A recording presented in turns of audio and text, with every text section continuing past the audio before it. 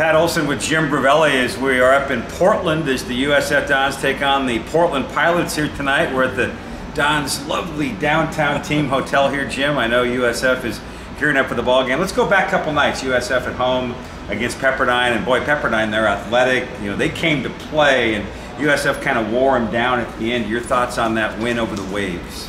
Well, you know, Pepperdine leads the league with WCC in three-point shots, at 9 per game.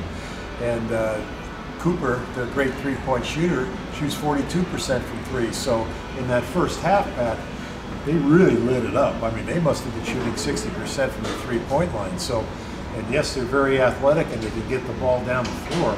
But they're a great shooting team, and they're going to be very, very good in the near future because it's a very young team. You know, the Dons have the Pilots here tonight, Jim. 7 o'clock on the radio side for you and myself on 1550 AM, and it's a 6:45 pregame. Kind of a, you know, dangerous game in a way because you're playing a team that's still in desperate need of their first win. The Pilots are 0-11, but we both know there's never any easy game on the road in this league. No. The Dons better be ready here tonight. They sure, Pat. And, you know, they call these the trap games. Right? Yeah, exactly.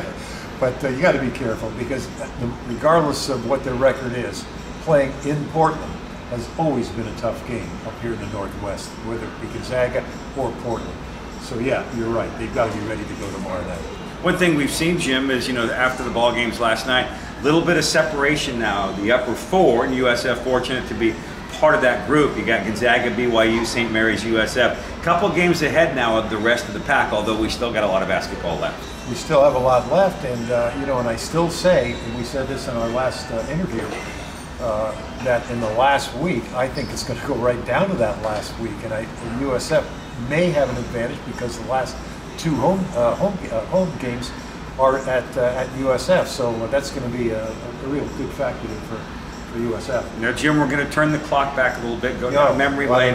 This was your first ever, as I recall, your first ever college coaching job under Jack Avina, right? That's right. Was here at the University of Portland. So tell us how that all transpired and what it was like to work for Jack. I know he's a coaching legend up here in the Northwest. Oh, he sure is. I was a high school coach, and Jack Avina was the head coach at the College of San Mateo. And he was hired up here at the University of Portland and asked me to come along with him. So that was my first experience on the college level here as an assistant coach for Jack Avina. And I learned more from Jack Avina than I did my entire career, I think. He was just a fantastic coach, a great person.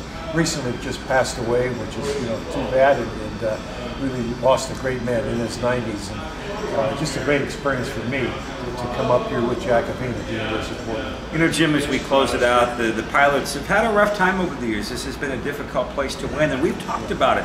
You got a beautiful campus, you got a great city, it's a nice facility, the Child Center where the Dons play tonight. What is it that, you know, it's been kind of difficult for coaches over the years to get it going here? Well, I have to say that Jack Avina probably has had the best program, you know, through anyone else's career at the University of Portland. He had Darwin Cook, who played in the NBA, and a couple other players that moved on. Greg Anthony, for example, came up here for a year before he transferred back to UNLV for Tark. So, you know, Jack had some great players up here. So really, that was the last real successful reign for the University of Portland. And why they can't really get it going, you know, they will eventually. It is a nice campus right on the bluff there off the Multnomah River, and you know, it's really a nice place in a good area. So, you know, someone will get it going sooner or later. All right, Dons and Pilots coming up tonight, 7 p.m. inside the Child Center.